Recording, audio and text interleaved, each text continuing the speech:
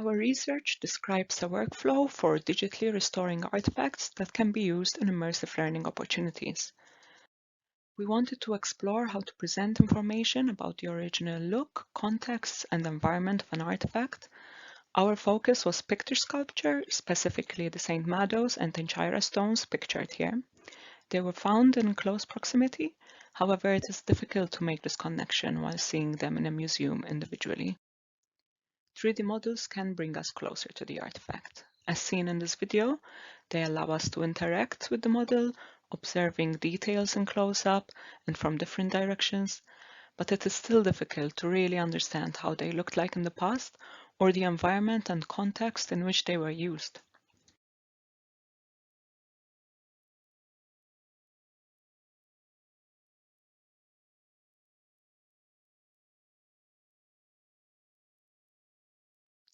"3D scanning and models are beneficial to the community.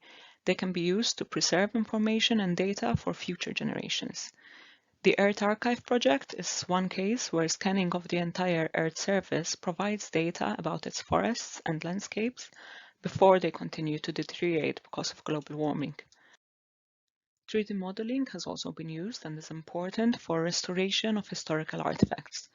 The 3D model can be repainted and reconstructed, and even used in real life to help rebuild damaged buildings such as the Notre Dame, where previous 3D modeling is being analyzed to help rebuild the cathedral after its destruction in 2019. On the right here we have St. Mado's stone, again, but this time it is repainted and restored. Therefore, we have created a workflow that describes how we can use available software to synthesize 3D modeling with the process of digitization.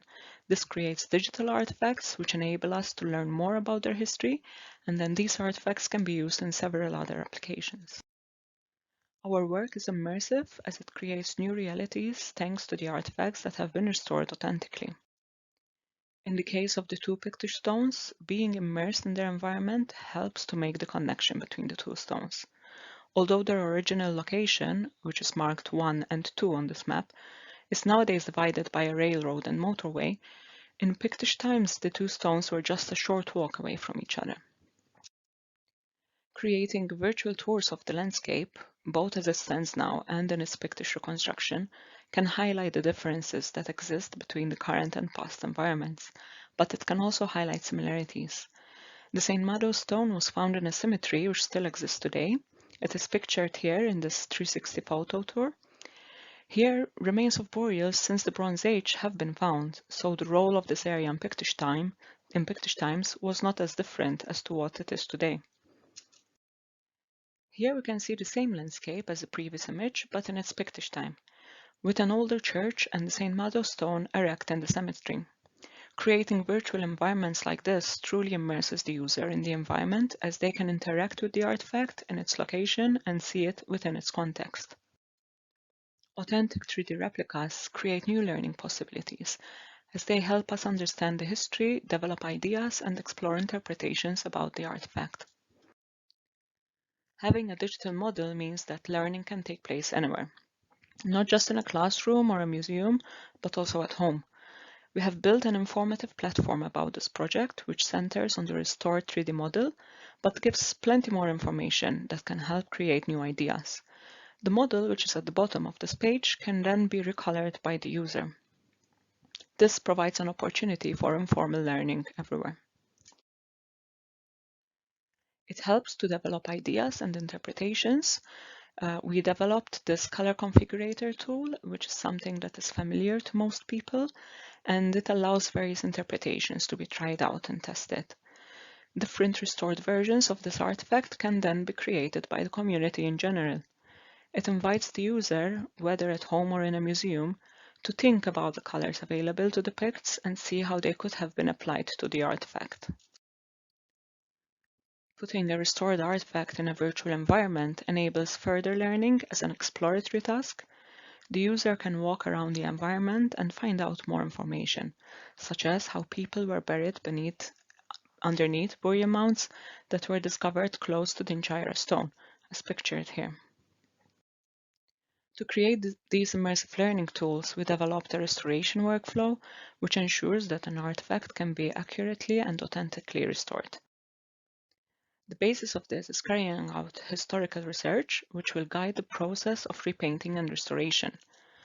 A color palette with colors of the time can be created. Then the areas needing coloring are planned out before importing a digitized 3D model. Missing sections are sculpted or added to the model, and then the restoration is completed by painting and refining detail. The model is then exported for use in learning platforms and future applications. Our historical research has led us to create a pictish palette with 10 colors available to depict from natural minerals and plants. They could be mixed with charcoal or white lead to darken or lighten them before applying to the stones.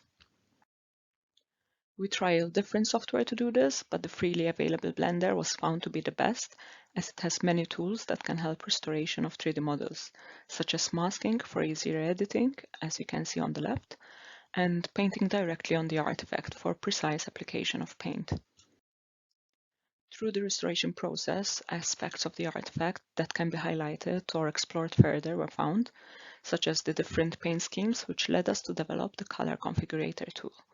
But it was important to find and keep a balance between the amount of detail that we included in the model and the final file size, which had to retain the same quality in a file format that was appropriate for multiple applications.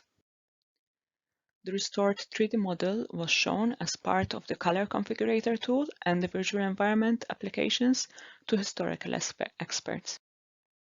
We found that these tools created debate in the focus group, who discussed how the colors appear to change depending on the white or sand background of the stone, for instance. The configurator tool promoted engagement as users played around with the artifact.